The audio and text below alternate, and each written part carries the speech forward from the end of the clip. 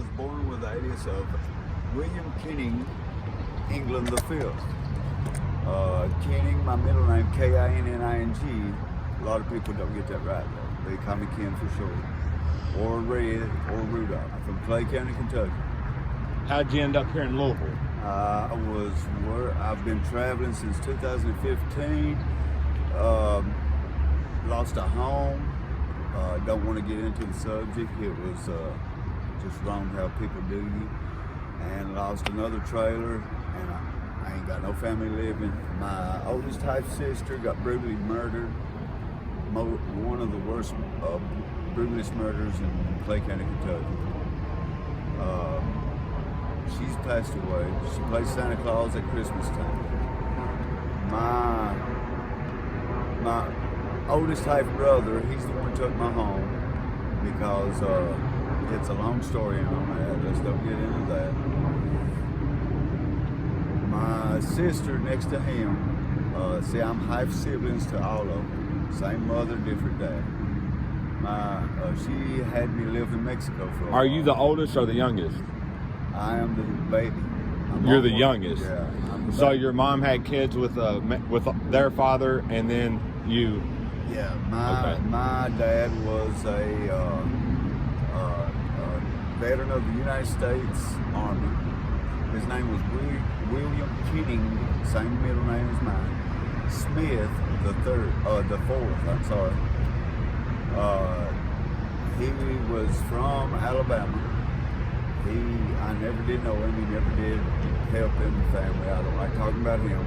But his mom was black Native American enslavement to the Indians in the Oklahoma reservation.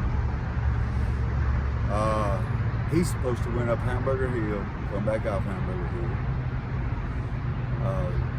I don't know much about his life. But my sister Sherry, next to my brother David. How many siblings is it? 4. 4 y'all? Yeah, and she passed away with cancer in Tennessee. There is spirits. She was formed into other things while she was dying because she was going to hell. I seen that with my own eyes. What did you see? I seen a chair move when my oldest half sister got brutally murdered. A chair moved, and I told my sister I loved her without anybody touching her. Okay, my brother next to me was named Greg O'Neill England. Okay, he was ranked number 2 in the state of Kentucky in high school football, punting football. Coach Wayne Napier, Clay County, Kentucky, was witness to that. Okay. He died in LaGrange. Me and him was like his. He was the one who killed my oldest half sister. My brother killed my sister, and another woman killed my sister. He's passed away now, and she, I think, has passed away too. But me, I was left alone, and my oldest half brother. Since 2015, since I left my home and my trailer, I went out and I started in a coal tipple. A what? A coal, C-O-A-L. Yeah. Tipple, T-I-P-P-L-E. Tipple. A coal tipple. Okay. Not a nipple, but a tipple. Yeah. Okay. I never have. On Horse Creek, Manchester. It's in Manchester city of Clay County, Kentucky. It's called Horse Creek.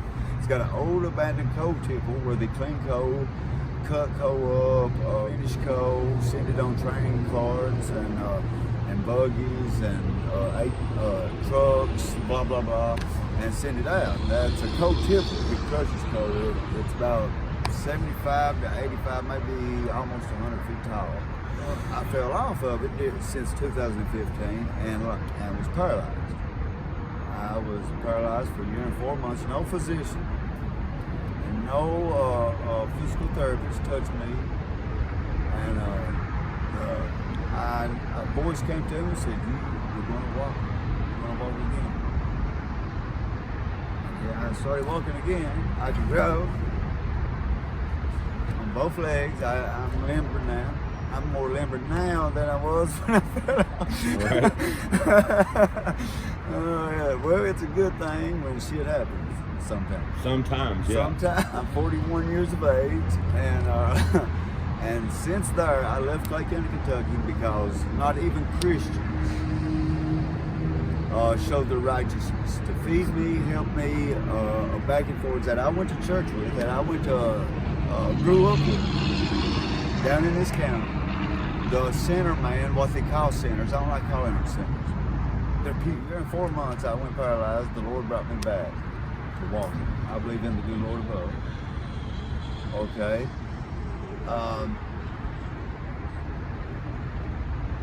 I went from there to to London, Kentucky, Law County, Kentucky. I was trying to think where I went from. Law County, Kentucky on 4th Street to a homeless shelter. Left there, ended up in back in Clay County. I got a college degree. I just made up my mind sitting on the love seat one day, and I said all it was mental abuse, physical abuse, to work like a bank me through life, and what do I do with my life? And then it just popped on me. A thought popped on me. Proved to people, even dead, buried under the ground, brother, to show them that you can do whatever God says you can do. So it comes in to go to college. I got 2 more year grant money in medical if I want to go back. Still young. I was wanting to be a nurse practitioner, but I want to be more than that. I want to be much more than that. And what I'm saying is, from then on, what I was seeing was a pattern of a spiritual realm telling me to go forward in life. Every time, even in the coach hippo, I made a 13 wrap noose and hung it on my head. And I was going to dangle because my legs, I was getting tired of being stranded a year and 4 months in a coach hippo. 2015, snow up to your knees, paralyzed. And I was going to kill myself, and a voice just spoke, just like I'm speaking to you, to me, and nobody around. Be patient. That's what he said. Be patient. I said to her, I said, I pulled the noose back off my neck. I said, good Lord, if you stick with me, I'll wait 10 to 15 minutes. That's as patient that's as patient as I can get. That's what I told her. I crawled, dead man crawled, all the way back down to the mat I was made, man, and in that cold tipple. You lived in the cold tipple? Yeah. Nobody in that whole county would come and help me, except right at the end. And that was during this time, and I'm telling you, it was around 10, close to 15 minutes, because I had a little clock out. And I hear 2 voices outside of the coach hippo. William! Then I hear people talking. And it was 2 men. It was 2 city police in Clay County, Kentucky. But Patrick Robinson, he neglected to fulfill the whole neighborly help. That should have been help. Jason Combs, he told his wife he would not quit or go to sleep that day or night until I had me a place to stay.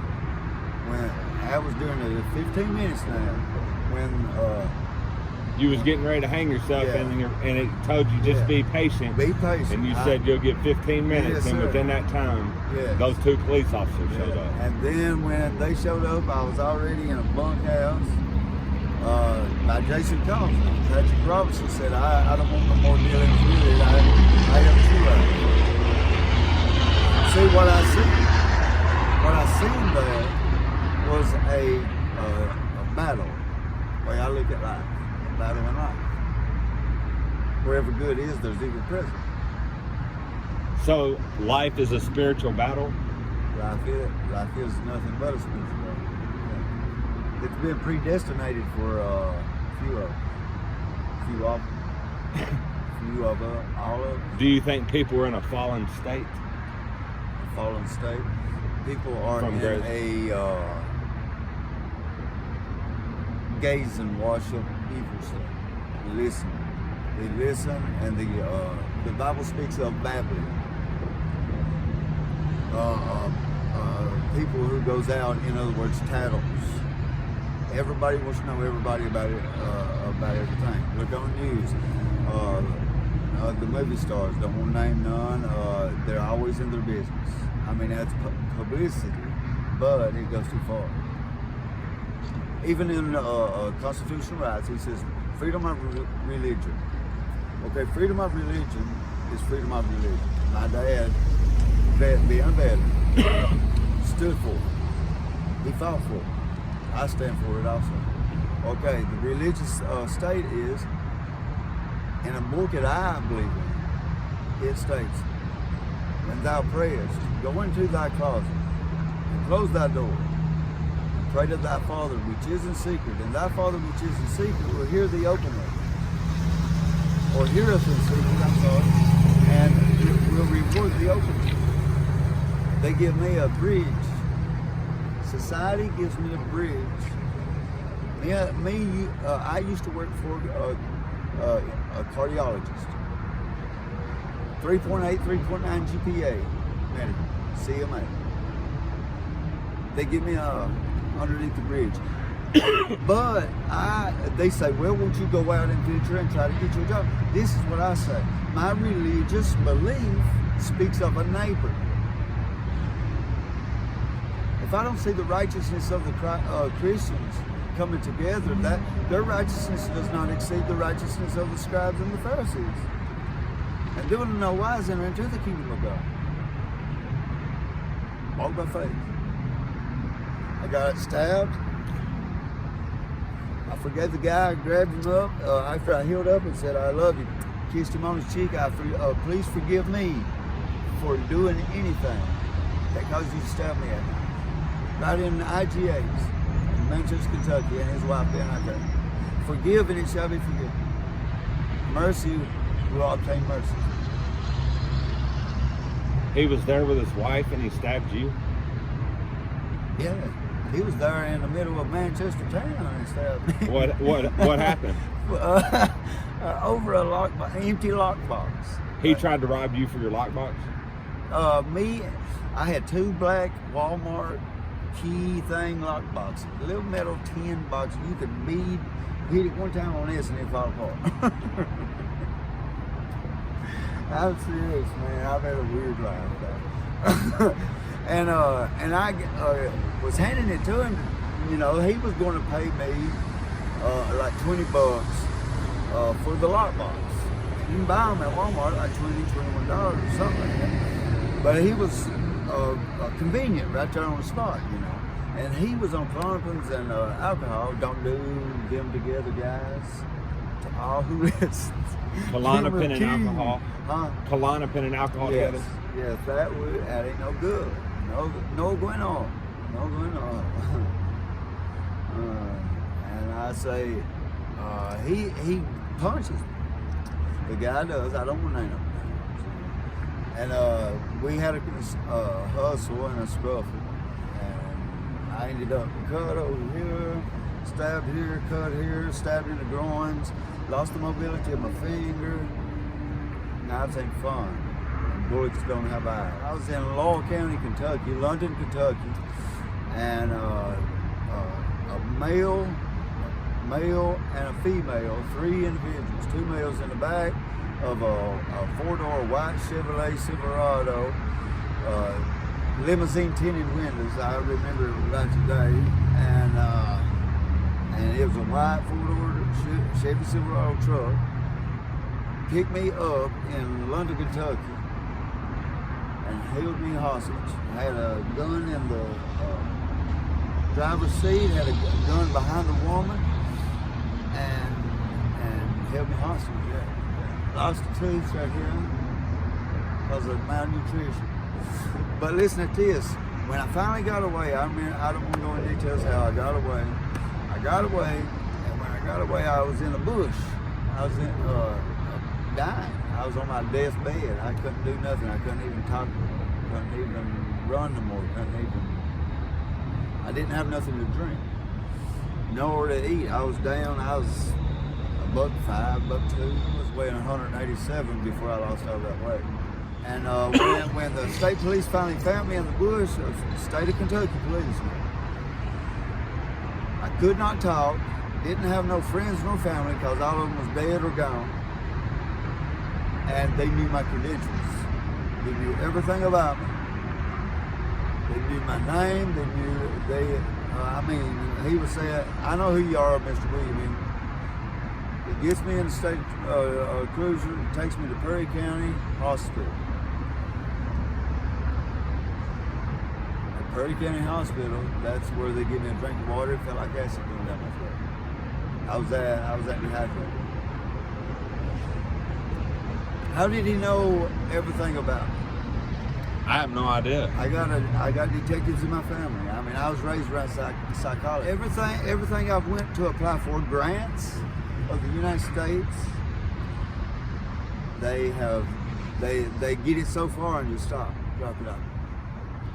Don't never talk about it again. How'd you get up here in Louisville? I made my way from London, jumping back and forth here and there, all the way down to Tennessee, Knoxville, Tennessee. And when I got to Knoxville, Tennessee, I worked. I was tree trimming. I mean, I got a lot of experience under my belt. I used to be a weld auditor. I worked for White Supply. That's Caterpillar Corporation. And drink moonshine and sit on a riverbank and play a guitar every now and then with friends when I was growing up. Did you hitch up here, or how'd you get up to Louisville? I went from Knoxville back to London, London to Knoxville, and then Knoxville, Tennessee to Columbus, back to Corbin, and then from Corbin I walked from Corbin, Kentucky to they call it the tallest mountain there in Tennessee. What is it? Jellicoe Mountain? I have no idea. Yeah, I walked to the top of it. It was about 10 degrees outside. 10. I think it was 20 degrees when the guy picked me up. Got up at about the top of the mountain in Tennessee, Jellicoe Mountain, and the guy picks me up. He's a crossbarrel in the service. That means a tanker. Yeah, infantry. Is that infantry? Yeah. He's a crossbarrel. And good old fella, pretty cool guy. And he takes me from Jellicoe Mountain in Tennessee to Columbus, Georgia. I was driving a box truck in Columbus, Georgia. And COVID-19, it's like the spell, Sweet 16. Yeah. Yeah, it shut everything down, and I went from driving a box truck to a motel, from a motel to coming up here in Louisville. I first stopped off in Knoxville when I was coming back. I came from Columbus, Georgia, caught a bus to Atlanta, Georgia. Atlanta, Georgia had a 17-hour layover. I slept right there in that freaking, because of COVID-19. And I slept right there in that freaking bus station, and then made my way from the bus station. And be careful, please keep people from being homeless, if anybody can. Because I've seen robberies, I've seen, and it's just lack of morality. Stuff. Yeah. In a day out here, what is it like for you? Like, what will you do? Will you fly a sign, or? No, I floated a sign twice in my life. How do you get food, money, water, clean yourself? I know how to live off the Native American. And that's another thing. Every time when I was documented on regular Native American, now they got me Caucasian? Yeah, Caucasian. They switched you, changed the race on you? Just because the way they see me. You're an 8th though, right? I'm over 8. It was your dad's mom? Yeah, and my mom's mom was a Washoe. That's the first language I spoke in my life, Washoe language, off Redbird, Kentucky. And see, it was against my religion, though, on video and taking pictures of me. But I agreed to this, so I want to clarify that. I don't want you to get in trouble or nothing like that. I'm looking for a neighbor or a good Samaritan in life. Just to help up. you know, to plant me. This is what I want. This is what my biggest dream right now would be for them to at least let me get my grant. I tried for it twice, and my Native American grant. At least give me, on both sides of my family, my Native American grant. And I will either rise a city or I'll move out of the country, either one. That's the only, and then how I rise a city is start businesses in the city or in the country, or I'd rather start it in mid-town, like metro. Part country, part city. What would you say the point of life is? The point of life is living, helping everyone. If you slap, we're here as a chain.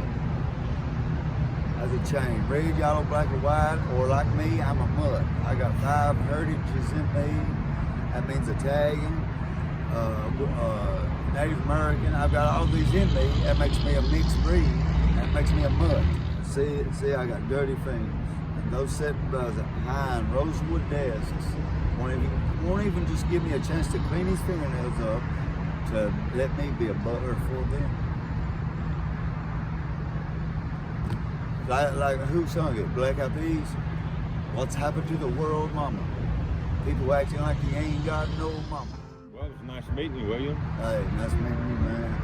I'm gonna go get me something to eat. I ain't eating nothing. Okay. Yep.